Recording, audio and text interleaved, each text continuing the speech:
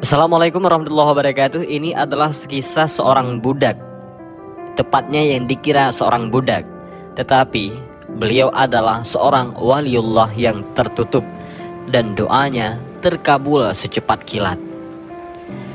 Kisah berikut ini datang dari seorang tokoh pada masa generasi tabi'in. Namanya adalah Abdullah bin Al-Mubarak.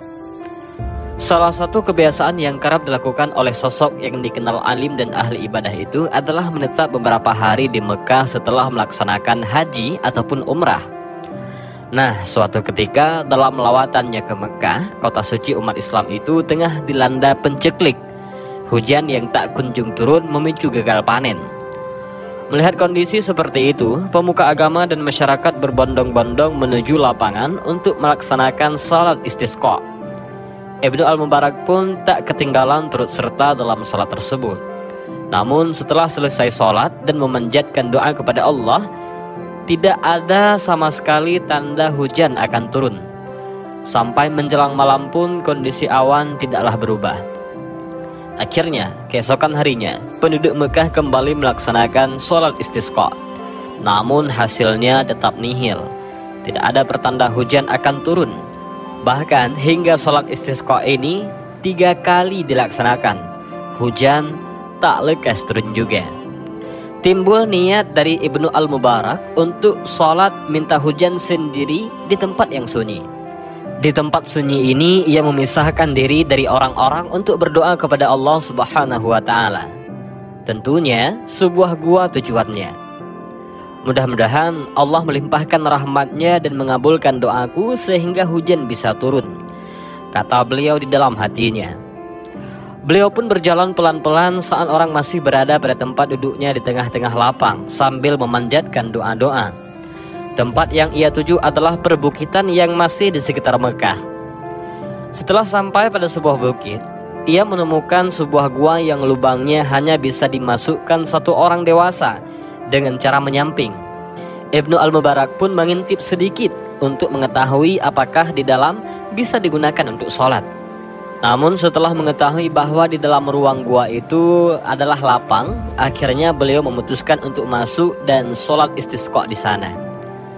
Namun baru saja Ibnu Al-Mubarak masuk, tiba-tiba pemuda berkulit hitam masuk ke dalam gua. Dari pakaian dan penampilannya memang pemuda ini seperti seorang budak. Entah sengaja ataupun tidak, meski mengetahui di dalam gua sudah terdapat orang, pemuda itu tidak menyapa ataupun mengucapkan salam layaknya orang yang beriman. Sang pemuda malah cuek dan langsung menunaikan sholat 2 rakaat.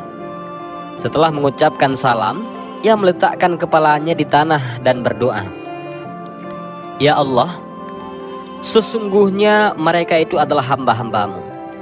Mereka telah melaksanakan sholat istisqa selama 3 hari, tetapi engkau belum berkenan juga menurunkan hujan. Maka demi keagungan dan kemuliaanmu, aku tidak akan mengangkat kepalaku hingga engkau menurunkan hujan kepada kami." Beberapa waktu lamanya ia dalam keadaan seperti itu. Tiba-tiba datang awan hitam bergulung-gulung. Kemudian hujan turun dengan derasnya. Lelaki itu segera mengangkat kepalanya dan keluar gua, berjalan menembus hujan tanpa berkata apa-apa. Ibnu Al-Mubarak pun tertegun melihat pemandangan itu. Dan segera setelah tersadar, ia berjalan mengikuti lelaki hitam itu menembus hujan.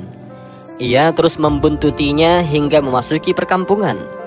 Dan pemuda itu memasuki rumah yang cukup bagus. Ia duduk diam di tempat rumah itu beberapa waktu lamanya, sampai seseorang keluar. Ibnu Al-Mubarak berkata, "Rumah siapakah ini?" Lelaki itu berkata, "Rumah Tuan Fulan bin Fulan." "Bisakah saya membeli budak dari dirinya?" kata Ibnu Al-Mubarak lagi. Lelaki itu berkata, "Bisa dan silahkan masuk." Sang pemilik rumah menemui Ibnu Al-Mubarak sambil membawa seorang budak yang bagus wajahnya dan tampak cekatan. Tetapi ia berkata, "Aku tidak menginginkan orang ini. Apakah engkau mempunyai budak lainnya?" "Baiklah," kata sang pemilik rumah sambil memerintahkan untuk memanggil budak lainnya. 1 atau 2 orang budak lagi ditunjukkan, tetapi Ibnu Al-Mubarak berkata, "Aku menginginkan yang lainnya. Apakah engkau masih memilikinya?" Tujuan utamanya adalah pemuda berkulit hitam yang ia jumpai di gua tadi. Orang itu berkata, "Saya memang masih memiliki satu orang lagi budak, tetapi ia sangat tidak pantas bagi Tuan." "Mengapa?" tanya Ibnu Al-Mubarak. Orang itu berkata, "Karena dia seorang pemalas. Tuhan tidak akan memperoleh manfaat apa-apa dari dirinya." Ibnu Al-Mubarak pun berkata, "Bawalah dia kemari, aku ingin melihatnya." Budak itu segera didatangkan, dan memang laki-laki hitam yang ditemuinya itu di dalam gua tersebut. Tampak kegembiraan di matanya, dan segera ia berkata, "Aku ridho dengan orang ini. Berapa engkau ingin menjualnya?" Orang itu pun berkata, "Saya dahulu membelinya 20 dinar, tetapi sekarang tidak laku walau hanya 10 dinar.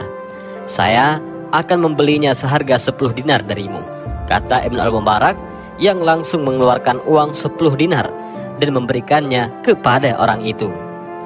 Ibnu Al-Mubarak pun membawa budak hitam itu ke tempat tinggalnya. Budak hitam yang selama itu hanya diam saja tiba-tiba berkata, "Wahai Ibnu Al-Mubarak, mengapa engkau membeli aku? Aku tidak akan mengabdi dan melayanimu."